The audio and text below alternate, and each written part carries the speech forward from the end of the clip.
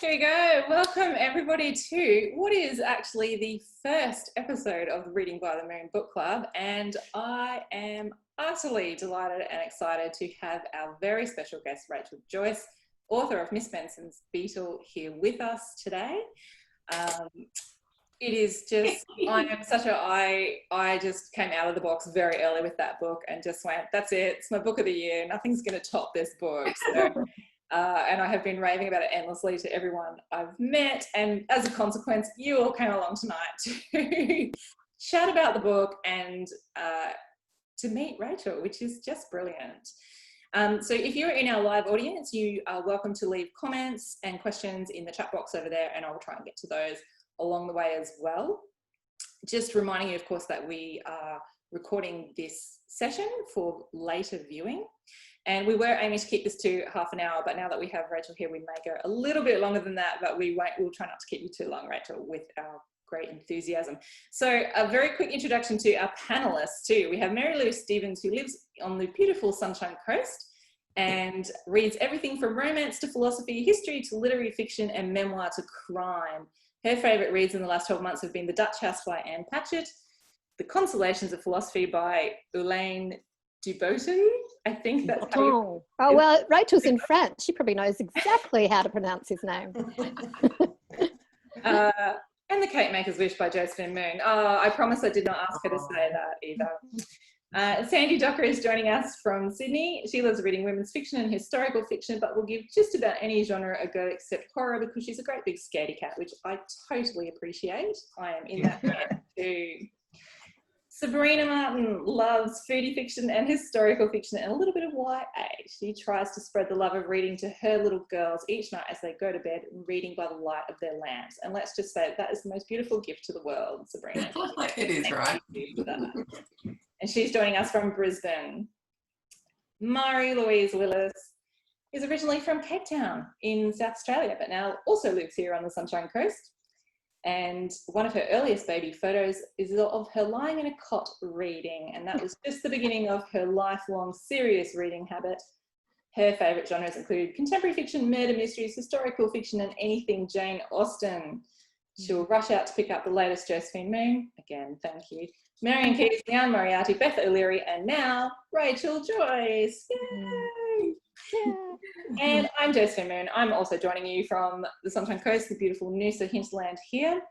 And I like reading books that make me feel good about the world, which is why I was on that, the pre-order list to get Rachel's new book, because I knew I would love it. I first discovered Rachel's books by reading The Music Shop when it came out and raved about it endlessly. And then I moved on to her very famous book, which is The Unlikely Pilgrimage of Harold Fry. And I couldn't wait for Miss Benson to come out.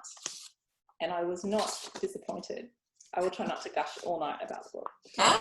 And introducing our very special guest, Rachel Joyce. She is the author of The Unlikely Pilgrimage of Harold Fry, which was longlisted for the Man Booker and published in over 30 languages.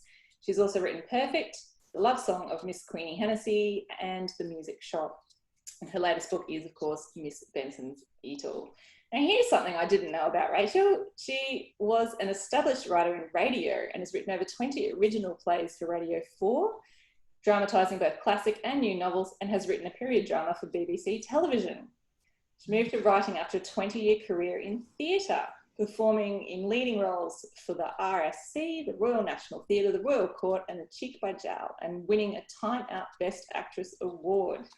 Rachel lives in Gloucestershire, I think. Yep, that's it. With her husband and 4 children. Rachel, welcome. Thank you. Thank you very much. You're welcome. That is quite the career you've got going on there. I'd really like to know, first of all, where the story of Miss Benson's Beetle started for you. Was it with the Beetle, or was it with Marjorie, or was it somewhere else entirely? Well, it kind of started in a number of different places at once. I don't know if that's how it is for you, but you know, you get an idea and then you realize you have another idea, and then you realize that actually they do sit together. Yeah. So it is a story about two women going in search of a beetle, just in case anyone doesn't know, on the other side of the world, in New Caledonia, which is for me the other side of the world. And it's set in 1950 at a time when women didn't really do that kind of thing so much. I mean, some did, but it wasn't common. But originally the idea came from two places. One was that as I was finishing the music shop, I just began to feel really strongly, and it actually made it quite hard to finish the music shop. I began to ask myself why I wasn't writing kind of exclusively for women, why I wasn't putting women right at the heart of my writing, and writing about women not in a relationship with men, or not, but exclusively with one another. And it felt really important to me that I did that. So that was kind of one place for starting. And friendship. And so, yeah, female friendship. I knew that was where I really wanted to go. But I'd also heard a talk, and this is, I don't know, about 18 years ago now, about cryptozoology on the radio, which is, in essence, the search for animals whose existence hasn't yet been proved. So the Loch Ness Monster is kind of, or the Yeti are kind of, way, way, way out there. But I thought it was very interesting, that idea, how you go about looking for something that isn't found. What does it take? So that was when I really got the idea of looking for a tiny golden beetle that you could tread on as easily as see it. But, what does it take to find something that isn't found? Well, it's an absolutely gorgeous premise, and I was absolutely hooked by that as well. And I mean, both your characters are so incredibly strong. But I am going to throw this over to Marie-Louise now and ask her, because I know she loved the book as much as I did. And I'll ask you, Marie-Louise, what you loved about this book. Okay. Hi, everybody. Thanks for having me, Jo. There's so much that I loved about the book, so it's probably hard to put into a few words. But it's interesting, Rachel, that you mentioned that female friendship was one of your primary goals, because I think that was probably something that resonated with me strongest within the book. Just how different the two characters are in the beginning, and then how they managed to work through their differences and create such an incredibly strong bond through the book. And how I think there's a point, I can't remember when they're in New Caledonia, and Marjorie mentions where she doesn't actually need to hear the backstory, Enid's backstory, or something that has happened to Enid. She just recognizes as her friendship, she's just there to be her friend. She doesn't need to know the past, she's just here now. And I just really enjoyed seeing the development of their characters, and then how they developed together as friends. But then I also really enjoyed the adventure side of the story, and getting them across to New Caledonia, and the trip on the boat, and being in New Caledonia, and the adventures it was just great. It was just gripping, and I couldn't put it down. I just had to keep finding out what was going to happen next. It was really just a great adventure story as well. So yeah, I really enjoyed it. Yeah, I agree. Well, sorry, I'm going to keep gushing. It's easy to do. It was great. I agree with you on all of those things. Sabrina, what did you love about this book?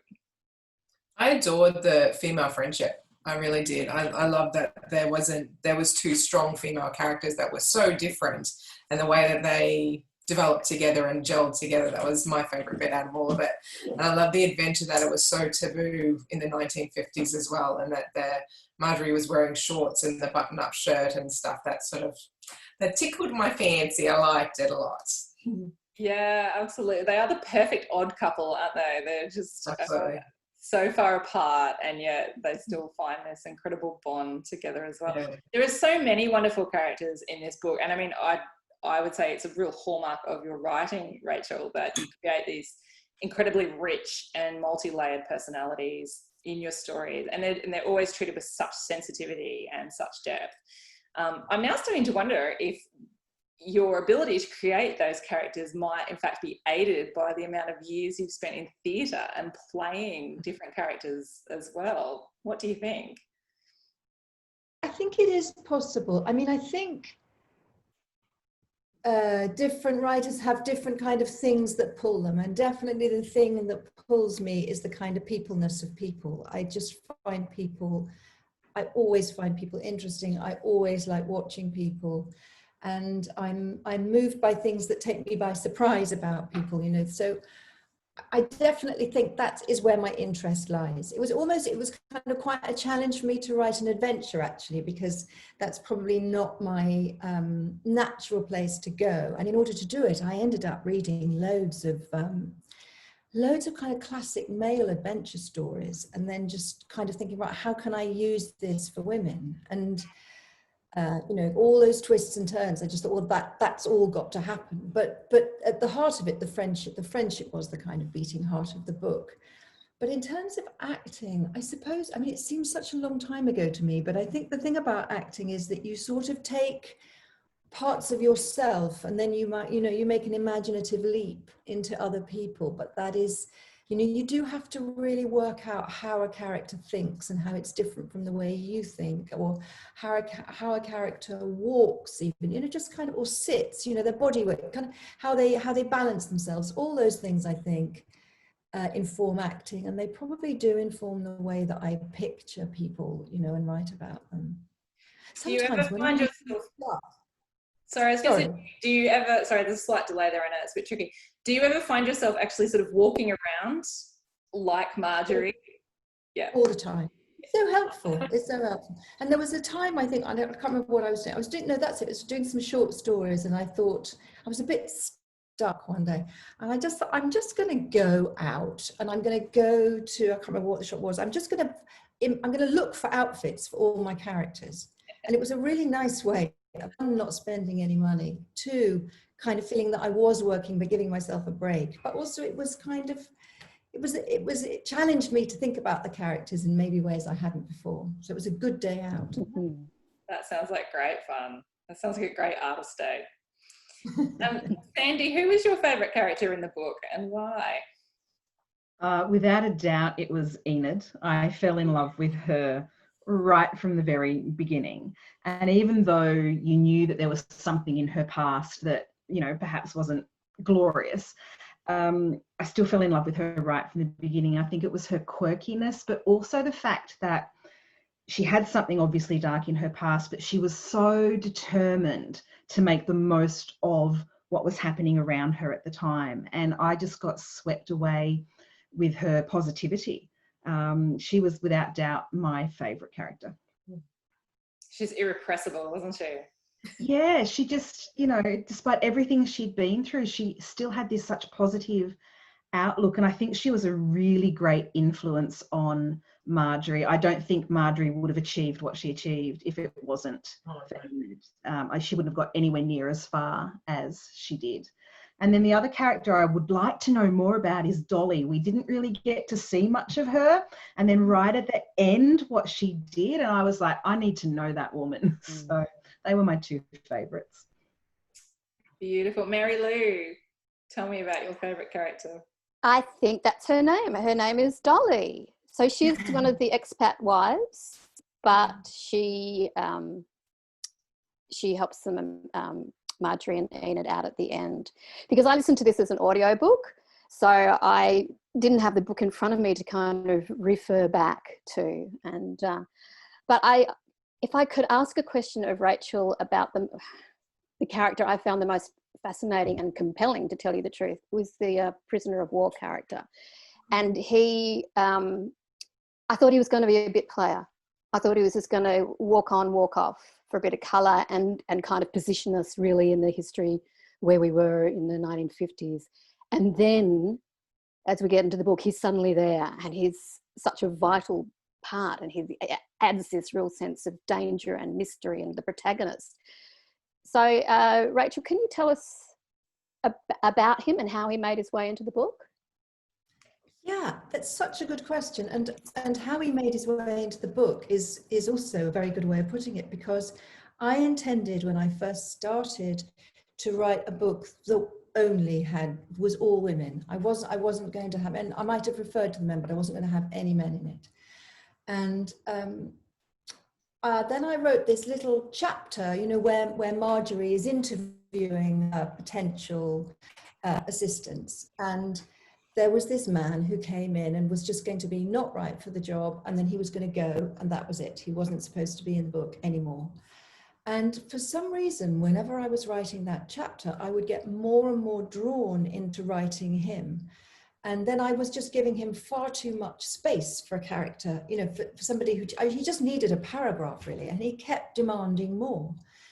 And in the end, my husband said, well, he thinks what happens is he just couldn't believe the book wasn't about him, basically. And that, Mundick, I mean, not my husband. And that he just, so in the end, I got up one morning and I thought, right, okay then, who are you? Who is this man? And I just sat here and I kind of wrote, which for me is quite unusual, just to not know at all where I'm going. And I wrote, and all his chapters, I wrote very much, not as a stream of consciousness, but just kind of, because I read a lot then about prisoners of war and Burma. But in writing his chapters, I just had to kind of go with an energy that felt very male and very arrogant and inflexible, but deeply, deeply traumatized. And I sort of began to realize that he did have a place in the book, and that he was interesting in terms of the plot, just because, you know, an adventure story, there is often somebody on your heels. And then I thought, oh, it's interesting if they don't know, or that they kind of misconstrue who he might be. But also he's interesting to me because he is incapable of change. And whereas the glory to me of these two women, and to use a massive generalization, I think being a woman is that you are capable of, I mean, I know men are capable of change, but I feel women are capable of a change that I don't, or an energy that I don't often see in men. And I really wanted to look at that. And by setting it in 1950 after the war, it felt a very good time to pinpoint those two differences. As I said, there's generalizations, they are generalizations, they're very, very broad, but this man is not capable of change because of what's happened to him. And Marjorie, who has also suffered terrible trauma, is capable of change with Enid. Yeah, Thank you. absolutely. The post-war 50s is such an interesting time for women around the world, or was, and such an interesting time because, you know, so many of them were left, you know, alone. As, you know, one of your interviewee characters says, you know, there's a whole generation of women, you know, single women now, because we've just lost everyone. You know, they've lost the husbands, they've lost, and then, you know, of course, Marjorie lost all of her brothers, her father, you know, her mother eventually. I mean, she's so alone, and there's so much grief there and so much to overcome. And it's certainly something, you know, our generation really hasn't experienced, you know, in our part of the world anyway, that sort of loss and that sort of grand transformation, I guess, of a whole society. And I was wondering whether you'd had sort of family members who had sort of inspired, who'd lived through those times and inspired that sort of notion, and why pick the 50s to set the book at that time. I mean, I had various women when I was little who were called aunts. And it was only recently I thought, hang on, they weren't aunts. They were friends of my grandmother's who were single, and who had, I mean, and who led quite poor lives. Probably, I mean, I think one in particular was quite religious, and looked after her sister, who I think was very ill. But they, you know, those women who just, you know, as you say, they'd lost in the First World War, they'd lost fathers and uncles, and then in the second they lost brothers and husbands or fiancés. So it feels to me that they were a generation that were just kind of expected to be a bit quiet, really, and to stay at, you know, just not make a fuss and maybe babysit a little bit. But, and who ended up I mean, I think a number of them became teachers. And certainly when I was young, we were mostly taught by single women who were much older. And we were pretty dreadful to them as well. I mean, when I think back, I'm rather ashamed, because I think they were very smart. Well, clearly, they were really smart women. But on the whole, they were leading very, very limited lives. So yeah, I was definitely thinking about those women. And then I also started reading more about kind of various, female adventurers or women who just hadn't done the norm. And I was so inspired by them and their, they get up and go. I just found it really kind of empowering, really. Yeah, yep, absolutely. I was thinking how it would be hard to, I imagine, write this book set in the present day because, as a novelist, you're always in trouble because everybody can get themselves out of situations now. So you've got mobile phones and you've got sat-navs and you've got Ubers and you've just got, everything under the sun to get you out of trouble. Whereas you've got Enid traveling from one side of the world to the other without a passport, and she's still managing to get through, all those checks along the way. Yes. So yeah, was that a convenient thing as well to set it in that time? In fact, I always saw it as being a book set in the past whenever I talked about it. And I tried, and originally I thought it was set, sort of in the 19th century. I thought it was set a long, long time ago. And then I began to write that and it didn't really feel quite right. I'd also imagined originally that it was set, first of all, in the UK, and that just didn't work. And I also thought this is an adventure story for women. There isn't really much of an adventure, even in the 19th century, in crossing the UK. So then I thought, I'll set it in France, where I am now, and which I know well. And again, as I began to write it, every time I got to the kind of them sitting outside a boulangerie or whatever, I just thought, I've seen this, I've read it. So I've got to, if this is truly going to be an adventure story, it has to be a challenge for me as much as it is for the women. So I've got to take away everything that I know. So I do need to set on the other side of the world. The women do need to kind of get there against the odds. But in terms of the 18th century, that did seem far-fetched. And I was much more comfortable then bringing it closer, but to that period between wars, which is, I think, such an interesting time when in the UK so much was broken. I mean, in the world it was, and there was, at the end of the war, I think people had thought, the end of the Second World War, life will get different. And of course, there were recessions, it was just rationing. It was an awful time and people were, really, traumatized and grieving. Yeah, absolutely. I would like to ask my panelists if you had a favorite moment in the book. I have many, but I would love to hear. Sandy, I'll start with you because you look like you've got quite a few as well. I pulled a face. That's a hard question, Jo. Oh my Lord. Of course, we're not allowed to give away, endings or great spoilers for anyone who hasn't read it yet. I know. Talking around them. Well, I've spoken about Dolly, and I loved how she came and helped out Enid and Marjorie at that point, and I really enjoyed that part. I think it was. I hate you for this, Jo. I loved the boat crossing and how each of the two women handled that very differently to each other. I thought that was really excellent. And then I loved when they got to their bungalow in New Caledonia, and Marjorie looked at it and freaked out, and Enid went, right, let's make the most of this, and what she did with that bungalow, and how I think that was probably the turning point for me, for Marjorie, to take on this new adventure, even though it was all her idea to begin with. I don't think she was truly in it until that point when Enid fixed up the bungalow. And my other favourite points were towards the end, and you don't want me to give spoilers, so I won't. Well, Sabrina, what were your favourite moments? Most of the moments with Enid, I thought she's a classic. I actually really, really enjoyed all of her moments, like the Jeep, when things were falling apart, when they on the first trek out from the bungalow, and she just saved the day. Like, she really was the one that kept it all going and pulling it all together. At first you think she's just going to be this airy fairy sort of character, but in the end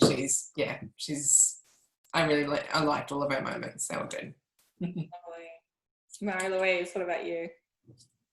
Oh, well, I agree with the other ladies. To add some different ones, I actually, right in the beginning, I found the beginning of the book really gripping, just right from the beginning. I just loved it when she took those hockey boots and just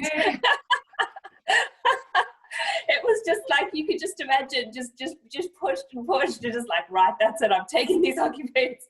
And I really liked in the passport office when she was trying to get the photos, and just it was, you know, just these little challenges in the beginning, but then interesting how they obviously mirror through the book, because obviously as her challenges get bigger and bigger, and how she, you know, overcomes each one as she keeps on going through the book. I agree. For me, the boots, I was so in at that moment. I was already in anyway from word, you know, the first word, but the second that happened, and the fire extinguisher as well, I was just like, yeah. Totally committed to this story from beginning to end. It was brilliant. Mary Lou, what were your favourite moments? I agree with Sandy about the Dolly moments where she comes through.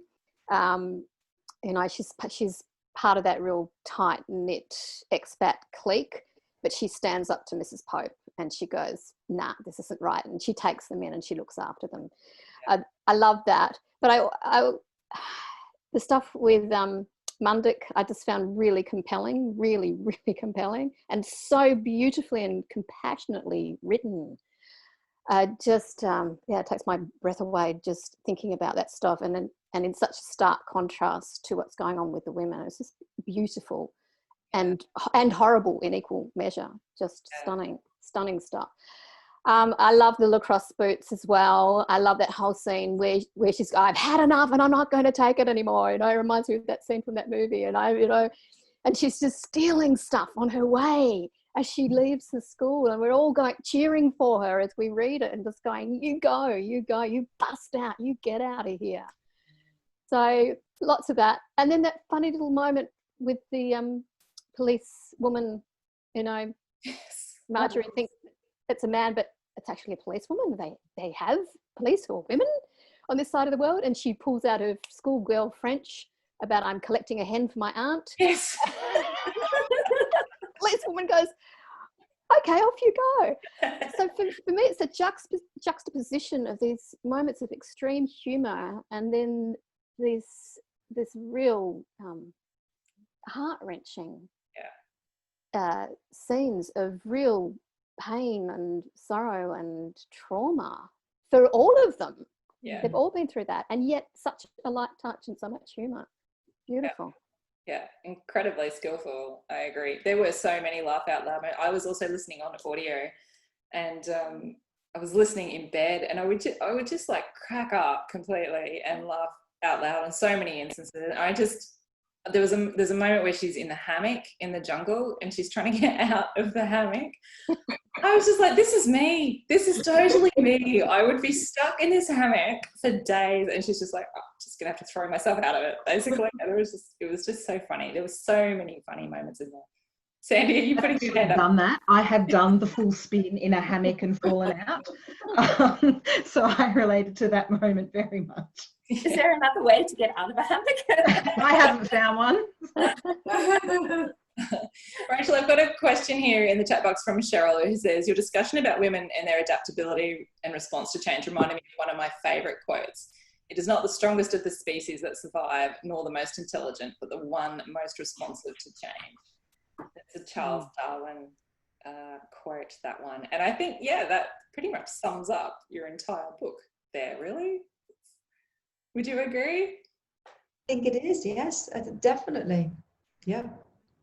I also loved at the end, and I can't say too much about them, but there was a moment with some beetles and some snow or a flurry, and it was just so beautiful and so incredibly beautiful. And I'm glad that what she was planning to do at that moment didn't happen at that moment. It's like getting very vaguely vague. go with that. I thought that was really, really beautiful. I did have one. This is a very out of the box thought. There was something I was thinking about the whole way through reading this book, because as an Australian who is used to snakes being in the backyard and occasionally in our house. The whole way through, I kept thinking, where are the snakes? Where are the snakes? They're like, if I was sleeping out in a hammock in my backyard, there would be snakes on me. Or, you know, if I had a hut with no walls, there would be snakes. Are there no snakes in New Caledonia?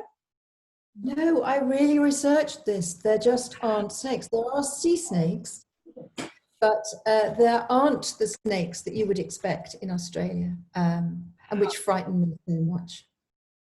There are other kind of weighty things, but there aren't snakes. Which is just amazing. I would just assume that any jungle anywhere was just full of snakes. I was glad they weren't, because I'm not a fan of them, but I kind of kept expecting one to pop around the corner somewhere. So there you go. That's just my geography. The only snakes were in Mundik's poor fevered imagination. Yeah. Yeah. It was really beautiful. So go on, Marilyn. So I've got a question for Rachel about Miss Benson's age, which really shocked me when I found out how young she was. Yeah. Yet she was written as so old. Could you explain more about that for me? I mean, I felt that she was a woman who appears to be, you know, in her 60s, even in her, probably even in her 30s. But I think it's partly because she hasn't really been a girl. She's been denied that. Even as a girl, that was taken away from her. So she's not somebody who's been creative and had fun, which is why the bit that you refer to later on, you know, much later on, is so important to me, because she just discovers how to play and joy. But I think having not had those things, it has made her a very old-fashioned woman much too soon. And again, I was thinking about, you know, some of the women who taught me, who seemed seemed ancient to us, but probably looking back, were only in their 30s. But they just, you know, didn't do any of the things that would make them, you know, kind of keep them as the younger women, or even the ages they should have been. They just aged way too early and stayed there. Yeah. I was picturing that she was in her 60s, and when we find out she's 47, I was like, hang on, I'm 59. What does that make me? But yeah, it was a different time in the 50s, and women of that age were a lot older. Yeah. Opportunities were so different. I mean, everything was so different, I think. You know, and attitudes to women, so different. Absolutely. Rachel, what were the most fun parts of writing this book? Well, it's interesting. You've mentioned some of them, actually. I mean, I loved writing Dolly Wiggs. I had such fun with her, and I was so pleased when I realised, you know, what she might do. And she was very clear to me, and I didn't really know why she was important to the book, but I did really like working. And the day the policeman woman, that really made me laugh. And I remember showing it to my editor and her saying, "You cannot get away with this. You just can't get away with it." And I thought, right, I can, and I will find a way, because it just, I don't know why it tickled me. So moments like that they were just fun to write. But I think it was mainly that when I put them together, and Enid, I have no idea where Enid came from, but she's such a force. And I think together they really influenced how I wrote the book. The book was supposed to be, when I first went to my editor with it, I promised her that it was going to be a very short, very tender, very quiet book. And when I put those two women together, there was something so irrepressible about them that I think it's the most extrovert thing I've written. It just kind of carried me along. And I think that was those women. It was when I put them together, you couldn't put them down. They need to be celebrated. Beautiful. Well, I agree. I think they are just amazing and beautiful characters, and a real triumph. I'm conscious that we need to finish up soon. I guess I would like to know, what are you working on next, and how long do we need to I'm actually, I mean, I'm supposed to be taking a little break for a couple of weeks, but of course I'm not because I'm behind on everything. But two of the things I'm doing are actually screenplays. So I'm kind of using my drama side to write the screenplays for Harold Fry and for The Music Shop. They've both been commissioned as films. So that's my job at the moment, is working on those. But I've got a couple of ideas for the book that's coming next. But I think I've just got to pause, because as much as I want to get back to fiction, I really have to do this other work first. So that's where I am. I'm kind of revisiting things I've already written, which is a strange thing to do, but that's where I am. Oh, congratulations. That's wonderful. And we're definitely looking forward to seeing those. Are they going to be TV series or film? They're both films. So one has been bought by Netflix and as a film, and the other is being produced in the UK, but directed by a friend of mine, which is an amazing thing to do, to work with a very, very old friend on something, because you have such an understanding. How beautiful. Well, that's wonderful. Thank you so much for coming along tonight and visiting us from France. What an absolute joy that is to have you along. And it was a great surprise. And I'm just, I'm so grateful. And thank you mostly for writing your books, because, I'm just such a massive fan. And I look forward to everything you do. So I will be here cheering you on for everything that comes from now, as I'm sure many of the people here tonight will see as well. Definitely. Does anybody on our panel have just one final question for Rachel before we go? Anything burning that you must ask? Can we have a side story for Dolly? Just a little novella, maybe? Oh, that's a great idea. That is a good idea. Watch this. I hadn't had that idea, but yes, okay. My gift to you. Fantastic. We look forward to that one as well. Thank you so much to all panelists for being here and for our guests as well. And yes, Rachel, enjoy the rest of your time in France. I hope you Thank you while you're there, and I hope the book sells its socks off for you. I do realise I didn't show the photo to everyone at the beginning. I will just hold it up. That is the cover of the book here in Australia. Anyway, I did it on audio. Sorry, I don't. Oh, Sandy's got it as well, so she's got the full cover there. Oh, and Sabrina as well. I meant to, when I found out you were coming, I meant to go and get the book, but I couldn't get to the bookshop, so I just have my little one there. But this is a great club book to read. Mary Louise has got hers too. And I just wanted to say it's so pretty as well. The cover is just gorgeous. Yeah, it is. Who doesn't want a whole bunch of gold beetles around? It's gorgeous. Yeah. And I did a nice gold and fern themed book club in my house for that one, and we had gold cocktails. So I highly recommend looking up recipes for gold cocktails, going to your local cake shop person and getting some gold leaf, putting it in the top. It will make you feel very fancy, and you can celebrate the golden beetles as well. Thank you very much.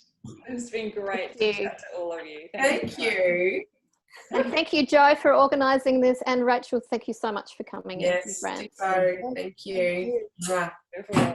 Thank you. I agree. Thank you. Bye.